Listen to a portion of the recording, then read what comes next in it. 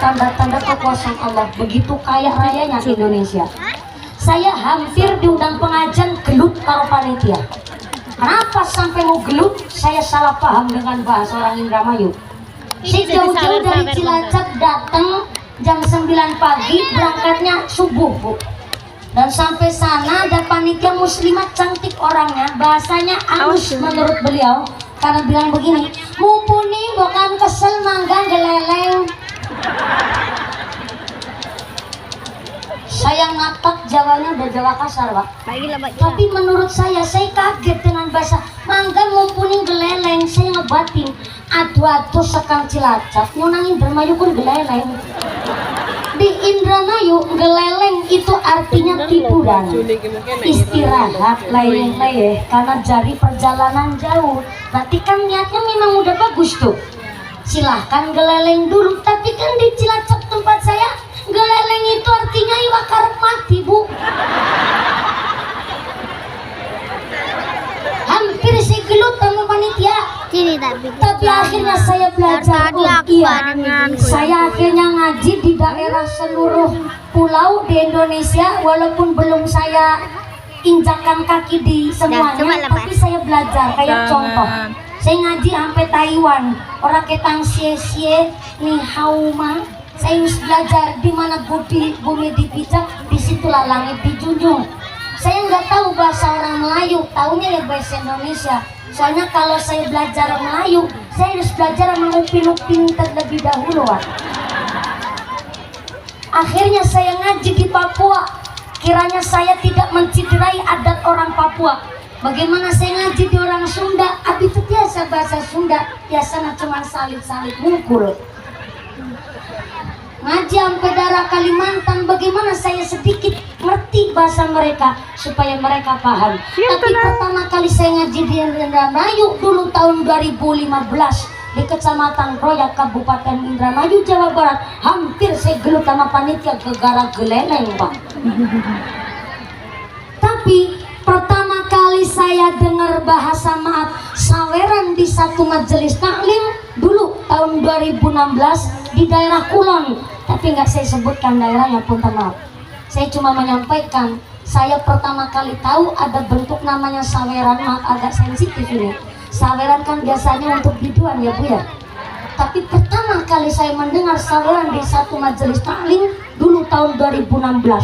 Saya ngaji waktu itu, acaranya acara haul. Saya baca sholawat begini, ya muhaimin ya salam. Waktu itu saya suaranya bening banget, gak kayak tadi begitu.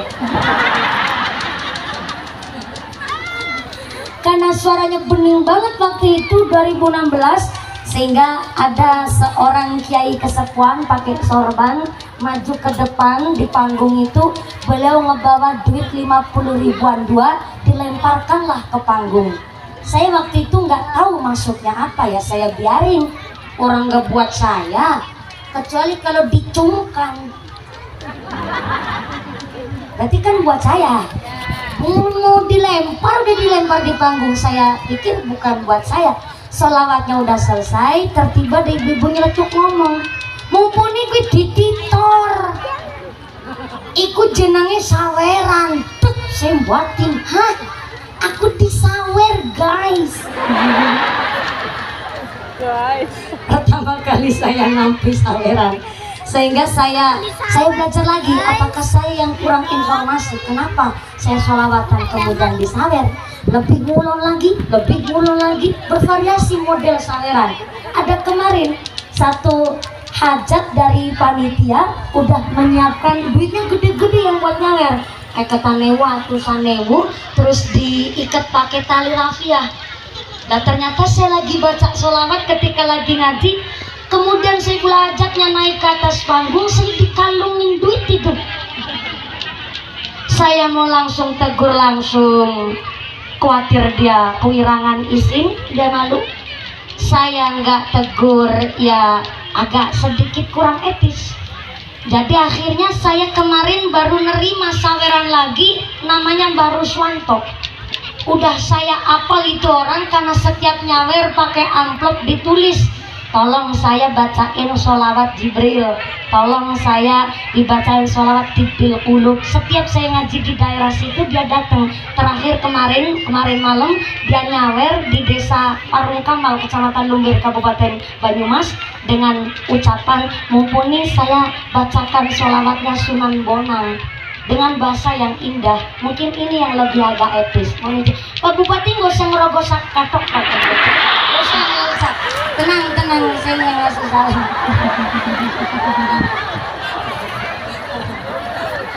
Saya cuma menjelaskan sedikit, kita kaji secara keilmuan supaya tidak salah paham di masyarakat. Akhirnya saya bertanya, dan saya berani bertanya sama Bu Nyai dan Kiai di daerah Kulon, ini maksudnya punten saweran itu untuk apa? Ternyata Pak Kiai dan Bu Nyai menjawab, mohon maaf, itu namanya tradisi. Awalnya tradisi ini baik, yaitu adalah mengapresiasi orang yang baca Quran suaranya indah, sholawat suaranya indah, dikasih sodakohan. Tapi berhubung dengan bahasa daerah, akhirnya sodakohan ini berubah jadi saweran. Cuma lama-kelamaan banyak orang yang nggak tahu dasarnya apa, sehingga cara nyawernya dengan kurang etis. Bahkan yang sedang viral, kenapa harus duitnya diselipkan ke dalam jilbab Sangkoriah, dan kenapa duitnya harus mali diumur-umurkan, dihamburkan di atasnya Sangkoriah? Maka mari kita kaji secara keilmuan. Di dalam sarah kitab Safinah, bahwa orang baca Quran ada adabnya. Halo? Ya saya cek dulu, khawatir saya ngaji ditinggal ngantuk, Bu. Saya di Rewangi mikir, biar mikir bareng-bareng, biar nggak cuma saya yang mikir. Di kitab Safinah bahwa orang baca Quran ada adabnya. Nulis bismillah saja. Halo? Nulis bismillah saja kalau niatnya adalah untuk bacaan, maka harus dan diwajibkan dalam keadaan berwudu kalau niatnya buat bacaan. Tapi yang nulis Al-Quran, ayat Quran untuk kaligrafi, biasanya kan hiasan tembok, sekarang bentuknya kaligrafi ya Bu ya. Syukur dalam keadaan sudah berwudu, tapi kalau nulis kaligrafi nggak dalam keadaan berwudu juga tidak apa-apa. Itu pertama. Yang kedua, disebut al-kufru lalil maksiati. Orang yang berbuat maksiat belum tentu dikatakan kafir atau hilang imannya. Tapi lakinal kufru, yang namanya kafir itu adalah litarfir hormat. Orang yang hilang adabnya, orang yang hilang rasa hormatnya, alias suka melecehkan, suka merendahkan, bahkan merusak martabat orang lain. Nyimpen lembaran duit di dalam mushaf Al-Quran. Halo? Nyimpen lembaran duit di dalam mushafnya Al-Quran, ini namanya tahrur hormat. Hilang hormatnya dan bisa disebutkan hilang sebagian imannya. Maka kemarin ada orang ngaku, mumpuni di tempat kami lagi banyak tuyul, saben rumah pada kelangan duit. Saya juga heran, ke tuyul goib apa tuyul ndasireng? Soalnya kita cek dengan cara itu duit ditaruh di Quran, tetap duitnya hilang. Jangan-jangan tuyul orang di Quran ya mumpuni. Akhirnya jadi saya tahu jebule ana wong nyimpen duit nanggone mushaf Al-Quran. Ini disebut tahrur hormat, hilang rasa hormatnya, bahkan disebut sebagian imannya telah hilang. Maka apa malih mat nyimpen duit di dalam mushaf Quran saja disebut tahrur hormat, apalagi ada orang baca Quran sampai disawuri duit, bahkan diselipkan di dalam jilbabnya. Anda sudah bisa menilai. Maka kalau panjenengan dalam rangka tabarukan saking kagumnya Allah menciptakan seorang kori asyara yang indah, mau ngasih sodakon mungkin dengan cara adab yang baik. Tunggu nanti sampai setelah selesai baca Qur'annya, ketika turun dikasih amplop dengan nilainya ternilai sodako dengan cara yang bagus. Yang kedua, Anda tetap terjaga rasa hormatnya. Tapi kalau sampai disawerkan bahkan diselipkan, maka namanya melecehkan orang yang sedang baca Al-Quran dan merendahkan derajat Anda sendiri sebagai penyawer. Maka sebelum jauh viral rame Kori Adi sawer duit, saya udah nyawer ke grup rebana. Saya usahakan kalau lagi pengajian, kali kemutan tapi rata-rata insya Allah saya nyawer rebana. Kenapa? Lagi belajar mendawamkan sholawat. Maka hari ini diawali dengan muslimat kita yang begitu luar biasa. Saya harap tidak hanya semangat di pengajian akbarnya, pengajian rutin dari kampung ke kampung tetap semangat. Tepuk tangan dulu buat muslimat NU-nya yang keprok bisa berangkat haji kabeh. Ibu kepingin berangkat haji? Pengen berangkat haji? Udah daftar belum? Belum. Ya Allah, gimana ceritanya? Pengen berangkat haji tapi belum daftar. Ada kabar baik bagi Duyufur Rahman Al-Mubarakun, orang-orang yang berangkat haji karena mampu dan mau, memang niat dan dimampukan oleh Gusti Allah, tidak ada batasan umur. Betul ya Kiai? Sekarang sudah tidak ada batasan umur, bahkan waktunya bisa diperpanjang untuk menikmati ibadah dengan hikmat di Mekah Mukarramah dan tenggene Madinah mereka. Moga-moga bisa ziarah Mekah Madinah jadi bapak haji ibu haja. Amin Allahumma Amin. Masih di dalam kitab Hunia, ono manuk dicokot Allah. gara-gara maaf cebok tapi nggak bersih. Masa iya hanya gegara cebok gak bersih, ali ibadah malah matinya manuknya dicokot ulo. Loh, ini secara harfiahnya kita disuruh bepekingan jogo kebersihan, tapi secara yang namanya ulo panjenas kehidupan sehari-hari, secara filosofi, secara hikmahnya bahwa orang yang ahli ibadah tapi sampai manu dicokot ulo gara-gara cebok yang kurang bersih, secara filosofi banyak orang ahli ibadah tapi rezekinya masih kotor. Ahli ibadah sholatnya nggak ketinggalan tapi makan rezeki syubhat.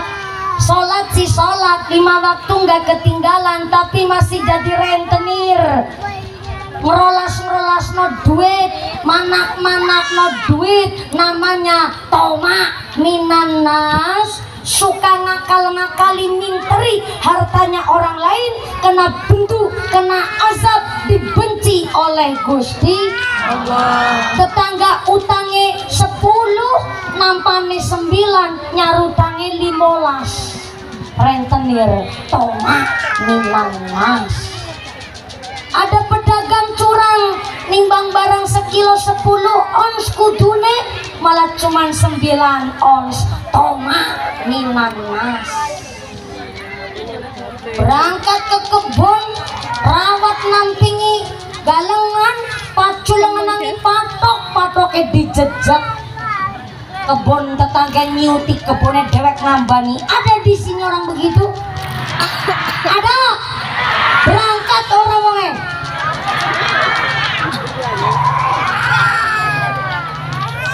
Panas.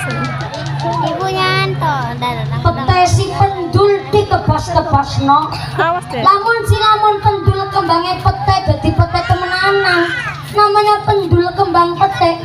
Hujanan sedikit ambrol kabeh. Pendulnya si pete si pendul.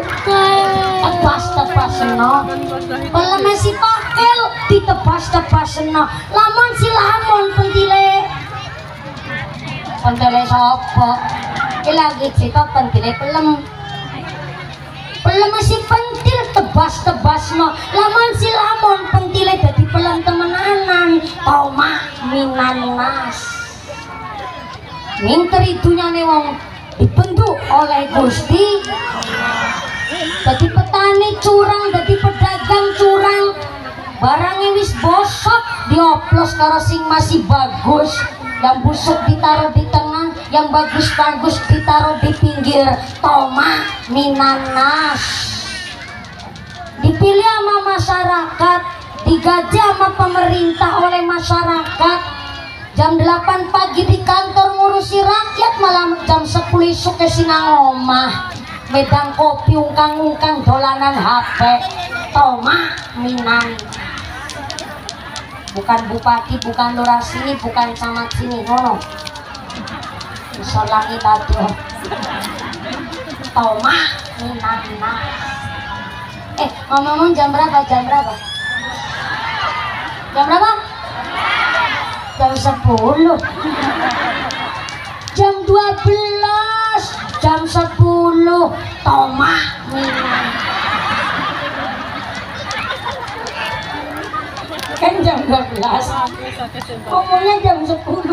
Kan minteri saya namanya Tomat.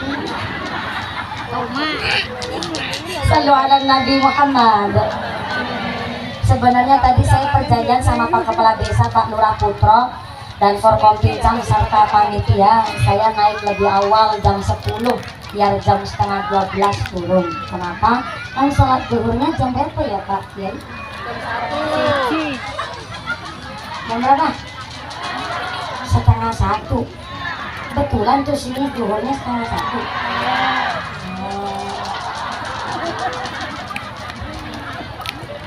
Tapi saya tanggung jawabnya masih banyak. Saya datangnya nggak telat. Yang telat kan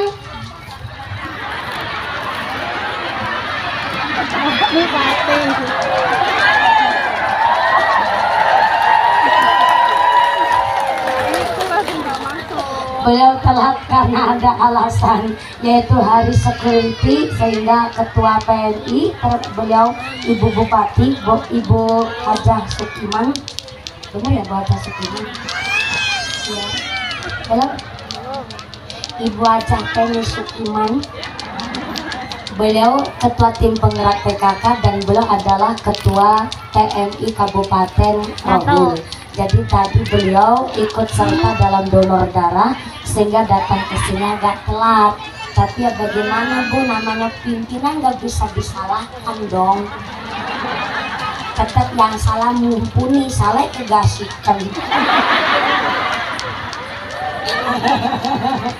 Tidak apa-apa Pak Bupati, Ibu, saya ikhlas karena dari sini saya masih tidak lagi ngapunten sangat Ibu Bapak Bupati karena memang dibagi waktunya. Jadi mohon izin, saya sebenarnya kalau ngaji rata-rata 2 jam, apalagi kalau udah nyebrang pulau lebih lama lagi Pak Bupati.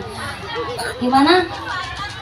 Iya harusnya, tapi kan saya di sini juga protokoler, Desti.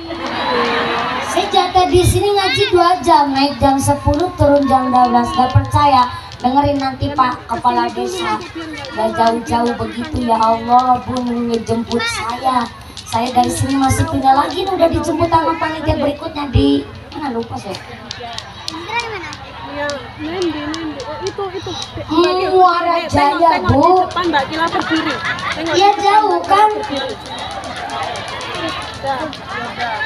Orang saya milu protes, gonong sing ngawakin, dadakan milu ngatur.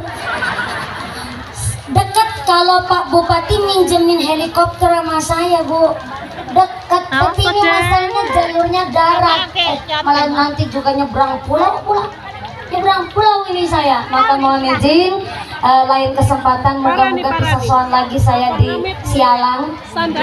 Sialang. Ini kami warga masyarakat Sialang Rindang dengan kepala desanya semangat, apalagi kata panitianya. Tepuk tangan dulu untuk panitia penyelenggara, seluruh keluarga besar Sialang Rindang. Terima kasih keluarga besar Muslimah.